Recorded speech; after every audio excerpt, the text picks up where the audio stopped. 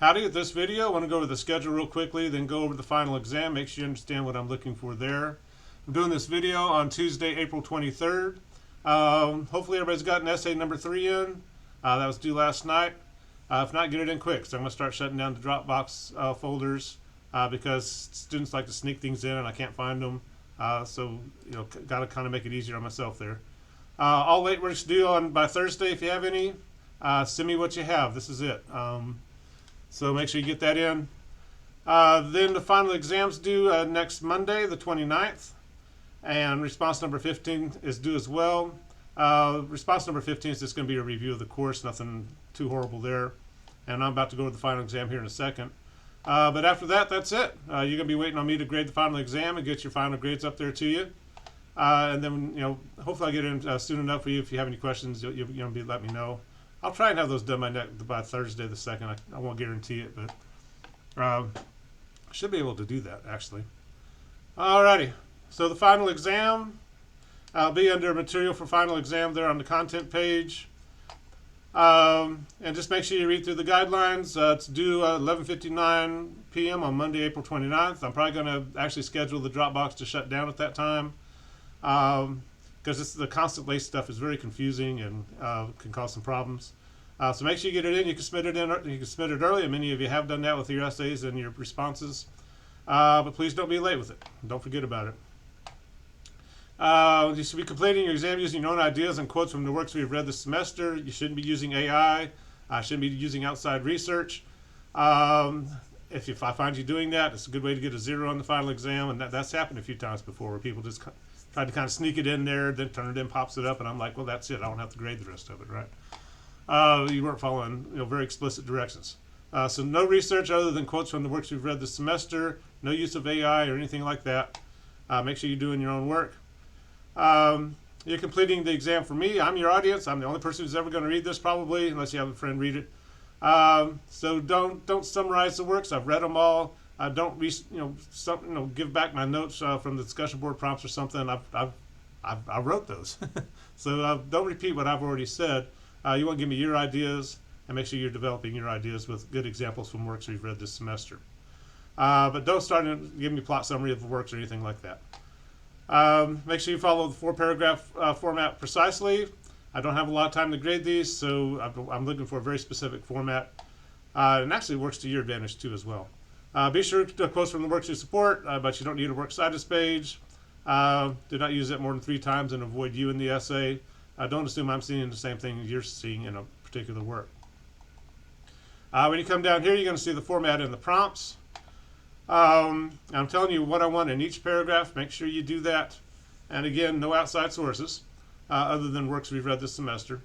Your first paragraph, I want you to define good literature or worthwhile literature, whatever kind of term you want to use there, or good and worthwhile literature, and kind of discuss 2 or 3 qualities that you would use to define, this is good literature, this is great literature, this should be in our textbook, this should be in the class, and make sure you got to kind of think this through a little bit.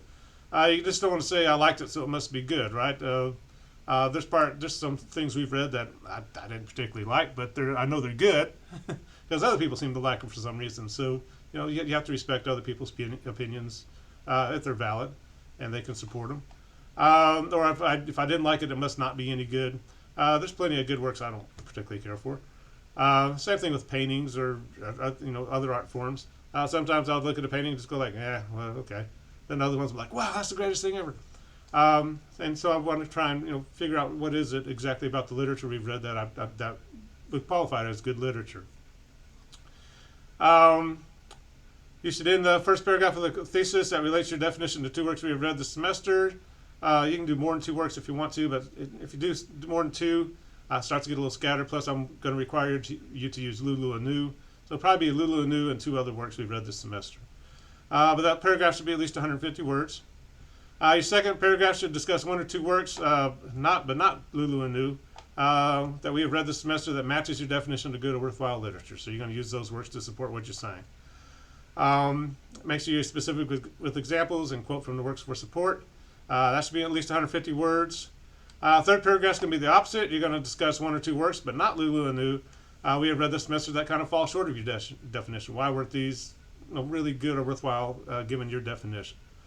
And again, be specific. Use quotes from the works if you need to. Oh, no, do use quotes from the works. I'm sorry. The paragraph should be at least 150 words. And your last paragraph should apply your definition to Lulu and New. I want to see kind of what you're thinking about using a graphic novel for writing about literature course. Would you consider the graphic novel literature, or is it something else? Scott McCloud kind of suggested it's almost more than literature. It's doing something that literature can't do.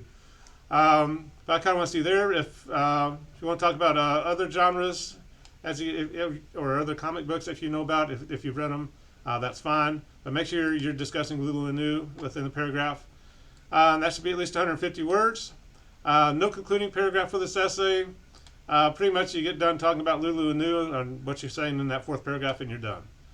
You might have one final sentence if you want to, if you just feel the need to wrap it up. But I don't want a concluding paragraph that kind of, just pads the word count. And it just doesn't really work well with this particular assignment. So 150 words in each paragraph, that's going to be 600 words minimum. Obviously, you're going to go over that. You're not going to try and hit exactly 600 words. But if you have any questions as you're working on it, be sure to let me know. So you can discuss more than 2 works.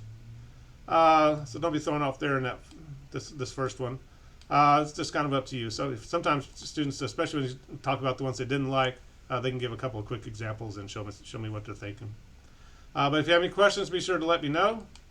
And we will talk to you later. Bye-bye.